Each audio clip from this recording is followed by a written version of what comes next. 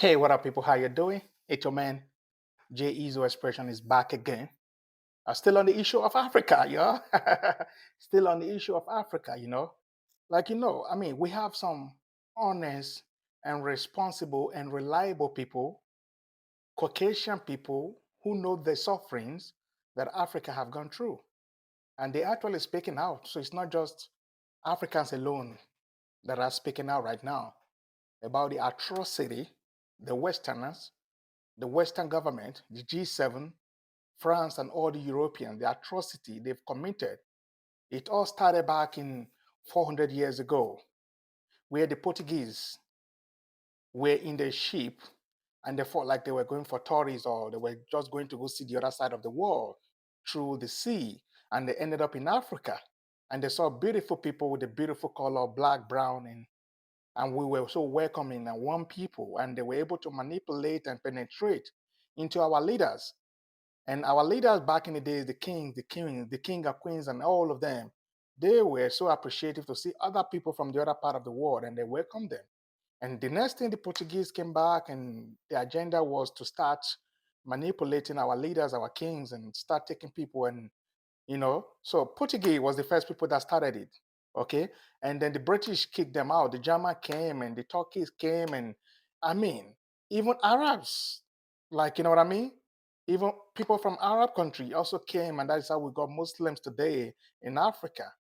So Africa have really suffered a lot just because of the warm welcoming and our leaders and our grandpas and great grandparents back in the days. They didn't really look life as it is. If they have knew, if they had a vision that life is going to be the way it is today, they wouldn't have. So it was a choice of the slavery, and it was due to greediness as well. I'm a black man, and I'm proud to say that it was due to greediness. A black man is greedy. Okay, if you go today, up to today, you go to Africa, our countries, irrespective of the countries in Africa, because we have 55 countries in Africa, 54, irrespective of where you go, a black man is greedy. You see our kings and queens, look at them living in the mansions and beautiful houses with brand new cars of 20, 30, 40 cars packed in their compound. And their workers are getting stipend because of greediness. A king in Africa will get married to 20, 30, 40 wives because of greediness. And that is what led us to slavery. But however, the European, the Portuguese, the G7, all of them took advantage over that. Because when you see people who are greedy, who can do anything just to satisfy their own and only themselves, people take advantage of it, especially when you. Yeah, I mean, irrespective of everything I have said about Africa history, I mean, about the colonization, how it started and how it ended. And that is why you all see that most of the European countries today all have a territory in Africa. Like France, oh my God, France. France have 14 countries in Africa.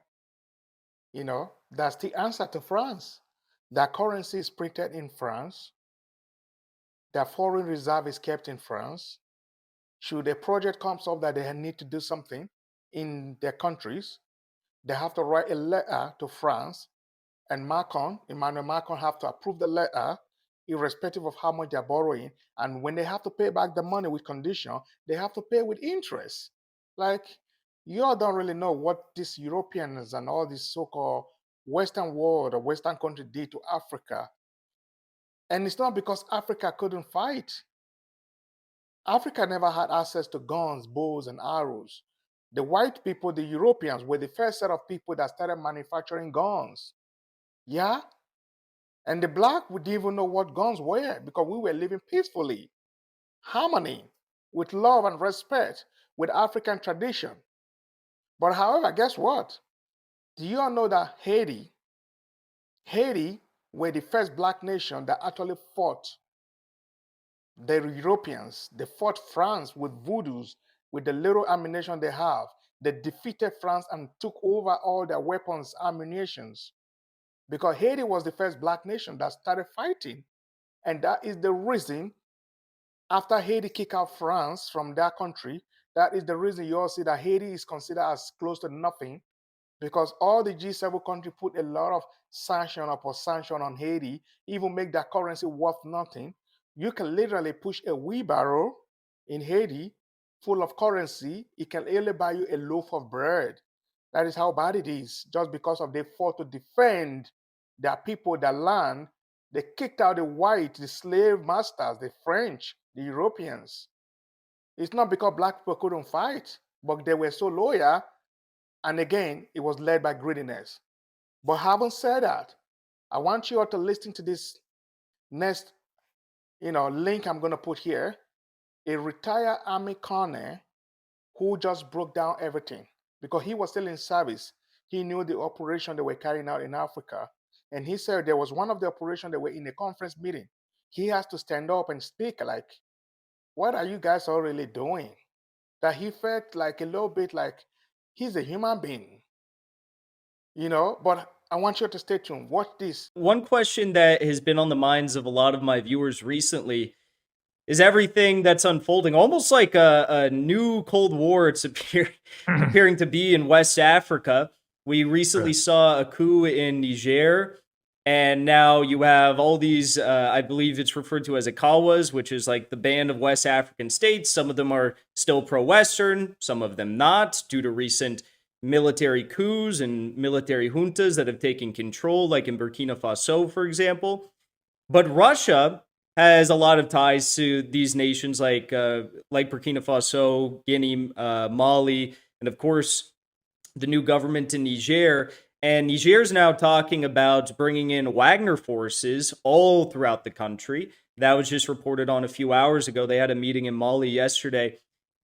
Do you foresee even a possibility of something unraveling there, like widespread fighting and war taking place between Western and Russian-backed powers in West Africa?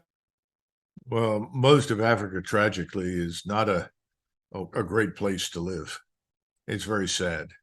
And when they first created this thing called Africa Command, I was still on active duty. And I had the misfortune to open my big mouth in a room full of generals and others and say, what the hell are we calling this place Africa Com for? Africa Command? Are you crazy? If you were an African, what would you think about the United States if it created a military organization called Africa Command? I said, I'd be offended. So whatever you do, don't call it Africa Command. Well, obviously, I had a big impact. I was invited to leave, and I was not invited back to any more of those meetings. Look, Africa is a difficult place. The French portions that you're talking about in Northwest Africa have been called Afrique du Nord. This is a famous area that the French have dominated in imperial times, and they've dominated it since then, certainly in many ways, linguistically and culturally. The problem is that the Africans resent it. They've never felt as though they were given a square deal when it came to independence from France, because the French stipulated in all of the agreements certain French interests had to be protected and receive special treatment. And the French army is renowned for going wherever French interests are at stake, business interests, and the Africans are fed up with it. And so this is an example in Niger where a supposedly U.S.-backed government with a U.S.-trained military suddenly turned around and said, I think all of you white people need to get out of here. We've had it with you. Go away. Go. Europeans, leave. The Russians, haven't done business that way. The Russians, in fact, Putin recently forgave $23 billion of debt owed to Russia by many of these countries in sub-Saharan and some of Saharan Africa. I mean, it was never going to be paid back. You had a much better shot of profiting if you just forgave it, turned back the clock to zero and started over, which is what he's done. We would benefit from doing similar things in many parts of the world.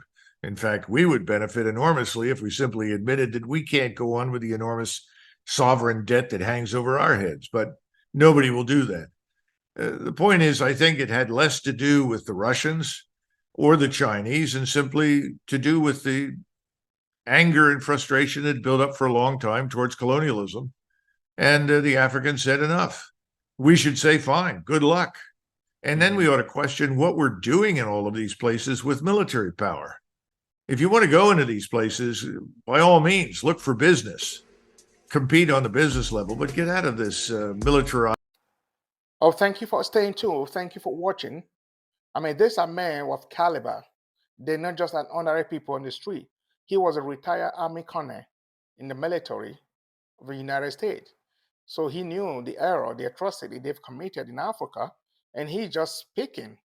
So the guy was interviewing him, and he was just like breaking down everything that he knew. He said he fought for Africa, or however, he felt like Africa should have done more to fight to defend their people. But how could you fight to defend when we have puppets, when we have gatekeepers, our own people who decided to be a sellout, who are the gatekeepers and the puppet to this Western world? And that is why we want to start kicking out these old fools, these old men. Like I said before, the older you get, the more you become scared. You become so scared of every little thing. So that is why these so-called Western people, they want the old puppets to be there because they can easily be manipulated and they can easily scare them with words.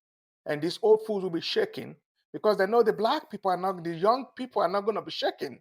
The young generation are not going to be shaking. So the old fools are the ones they want to put there. So that is why every time the old fools are taken out, just like now, 4 countries in Africa, West Africa precisely, Mali, Guinea, Burkina Faso, and Niger, the military young officers have just taken over from the so-called democratically elected president. And you're hearing France and America and all the G7, Great Britain and all American, all of them crying because those were their gatekeepers. Those were their interests. So if you're hearing America saying American interest, France interest, Great Britain, I don't know what makes them Great Britain, they say, oh, British interest. Yes, your interest stays in your country, not in other people's country, you know? So what is that interest in other people's country? Obviously, their interest is the gateman and the puppet they have in Africa, which we are waking up right now. The young, energized military officer are waking up, say, enough is enough. Enough is enough. How long are you guys going to keep stealing from Africa and you're giving us a little stipend? And at the end of the day, you're going to say you're giving us aid. Keep your aid. Let us be in charge of our resources, our affair. Let us sell our materials, gold, diamond. Let us sell everything, uranium. Let us sell it. And when we sell it, we will not invest the money in our country. Rather than you coming to take it out with your bows and guns and ammunition and steal it from us, okay, and now coming to give us a little stipend and you're declaring that you're giving us aid. That is stealing. It is stealing. But I want to say shout out to every one of you that has stayed tuned to watch this presentation. If you're a new subscriber, please kindly like, share, and don't forget to give a thumbs up. Subscribe to this channel, please, for more content. And if you're old returning subscriber, I will always say thank you. You know how I do. Please don't forget, kindly look at the link on the description. Okay, the merchandise is out right now. This is one of my merchandise, although this is my personal, for myself only. My picture is on it. But the other ones that I have there for the merchandise, that my pictures are not on the t-shirt and whatever you want to buy. Even if it's a mug, come on, guys, get one mug for yourself for coffee. Support this program, support DJ, Ezo Expression family, man. We're part of the family. You're the family. And I also have a membership. Take a look at it. If something you want to do, support this dream. A $2 or $3 and a super sticker there. Do something like support this dream. Thank you so much. I'll see you on Friday.